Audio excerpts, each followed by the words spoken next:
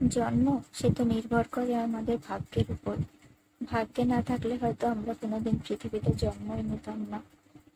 আর যদি বলো মৃত্যু, সেটা তো সময়ের উপরেই নির্ভর করে, কারণ সময়ই একমাত্র জানে যে কে কখন মারা যাবে বা কার কখন মৃত্যু ঘটবে, কোথায় কিভাবে মৃত্যু ঘটবে, সেটা শুধুমাত্র সময়ই জানে।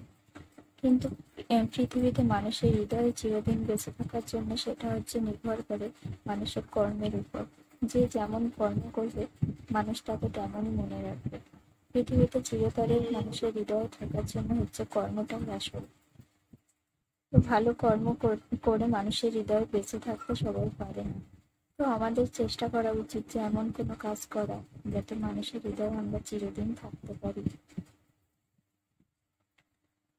দুনিয়াটা অনেক বড়, তো চলো যে এই বড় দুনিয়ায় এমন কিছু কাজ করি যাতে চিরদিন মানুষের মনে আমরা বড় হয়েই থাকতে পারি।